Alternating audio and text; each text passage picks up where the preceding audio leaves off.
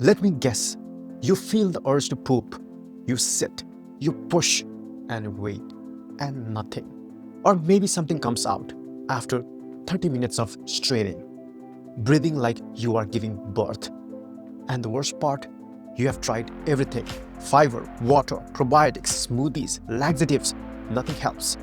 You are not just stuck, you are physically blocked. And if that's true, nothing you eat is going to fix it. Hey, I'm Bimal, founder of Gutsphere, and someone who has been through the worst kind of constipation you can imagine. Welcome to Gutsphere community. Years ago, I was stuck, confused, and honestly, hopeless. I've tried everything and nothing worked. This video is what I wish someone had told me sooner. Let's get into it.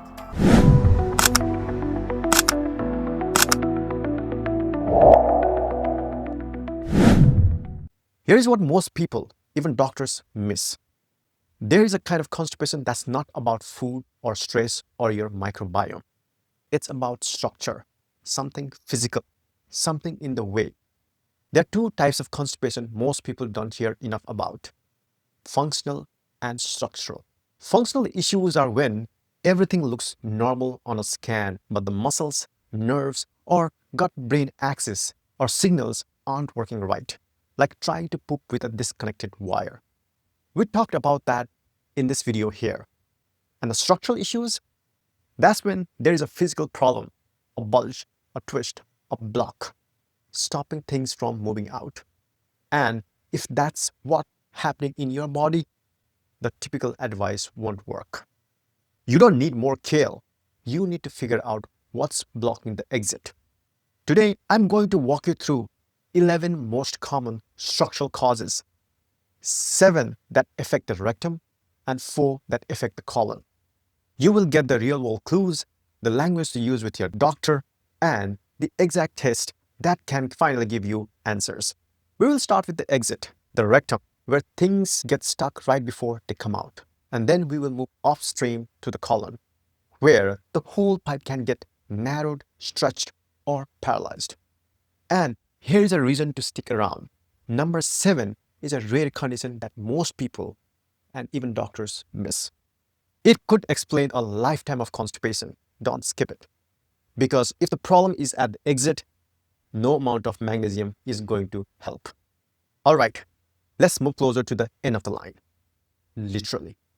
We're talking about what happens when stool gets to the rectum, but still doesn't come out. That's the territory of rectal outflow obstruction. Let's start with the obvious: fecal impaction. It's like a traffic jam inside your rectum. The poop is there, but it's so hard and dry, it just becomes a rock. You feel pressure, fullness, maybe even overflow leakages around it, like your body is trying to get something out. If you haven't gone in days, or you suddenly have watery leakage that looks like diarrhea, this could be it. Ask your doctor, could this be fecal impaction? Should I get a rectal exam or x-ray? And what to ask for? Digital rectal exam, x-ray. Maybe even enemas or manual disimpaction to get things moving again. What if the poop isn't stuck inside the rectum? What if something around the rectum is clamping it shut? Ah yes, our old frenemies, hemorrhoids. They are swollen veins, but they can also act like a clogged exit ramp. Internal ones block the passes. External ones make pushing feel like passing glass. If it burns, bleeds, or leaves a lump after you go, this might be your culprit. Ask your doctor, can you check for hemorrhoids or thrombosis? And what to ask for? Visual and digital rectal exam, or proctoscopy. Let's talk about pain, sharp pain, the kind that makes you clench up and hold back the urge to go. That's a sign of an anal fissure, a small tear, usually from passing hard stool. It feels like pooping glass, and the pain lingers. Bright red blood on the tissue is another giveaway. Ask your doctor, could this be fissure? What's the best treatment? What to ask for? Visual inspection, topical nifedipine, or nitroglycerin if it's chronic. Okay, we have talked about what can block or sting from the inside. But what if something's falling out? Yep, it happens. The rectum can actually slip out of the anus, especially when straining. Sometimes it slides back in. Sometimes it stays out. If you feel like something is bulging or falling during a bowel movement, this might be it.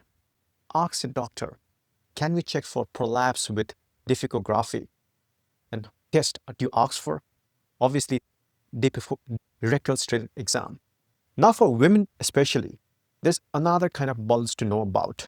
If you have ever had to press on the vagina or perineum just to finish pooping, this is for you. It's called rectocele, when the rectum pushes into the vaginal wall. It's common after childbirth or when pelvic floor muscle weakness. It's common after childbirth or when pelvic floor weakens. Poops get stuck in the pocket and you don't feel empty afterward, and ask your doctor, could this be rectocele? Can we check with difficography or pelvic MRI? Now, here is a sneaky one. Your muscles are doing the exact opposite of what they should. You push, but your anal muscle contracts instead of relaxing.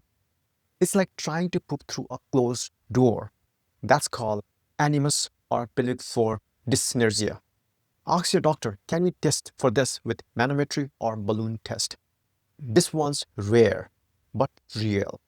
Hirschsprung's disease means you are missing nerve cells in the part of your rectum or colon, so your gut never gets the signal to push. If you have been constipated since childhood and nothing has ever worked, this could be the reason. Ask your doctor, could this be Hirschsprung's disease? Should we do a rectal bioscopy? So ask for rectal suction bioscopy, anorectal manometry. So maybe it's not the exit. Let's go one step upstream to the colon itself. This is where your poop is formed, stored, and pushed forward.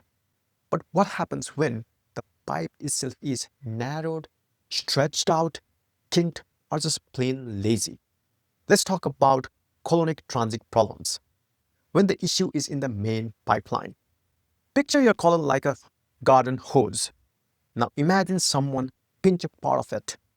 Everything behind that pinch slows down, builds pressure, backs up. That's a stricture or narrowing caused by scar tissue, inflammation, or even old injury. So your clues are pencil thin or ribbon-like poop, bloating or discomfort after meals, the feeling that things are passing easily. And here are some common causes: Crohn's disease, radiation therapy, past surgeries, or chronic inflammation. So ask your doctor, could I have stricture? Should we check for it? And obviously, the test to ask for is colonoscopy or CT or colonography. Sometimes it's not the pinch from the outside, it's a growth from the inside. Polyps are usually harmless, but tumors can be cancerous or not. But both take up space. So clues to watch for are a change in poop shape, blood in the bowel, or on tissue, unexplained weight loss or fatigue. This doesn't always mean cancer, but it does mean you need a scope.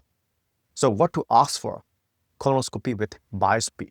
Doctor question to ask is, can we rule out polyps or tumors? And this one's sneaky. You had surgery or a serious infection or maybe unexplained belly pain for years, and now everything feels stuck. Adhesions are like invisible tethers, scar tissue that pulls or twists your colon out of place, like strings on a puppet. So clues are chronic bloating, pain that changes with position, constipation after surgery, and what to ask for: CT interrography, MRI with contrast. So question to doctor is, could adhesions be the reason things aren't moving? Now let's talk about the traffic jam that never clears: slow transit constipation.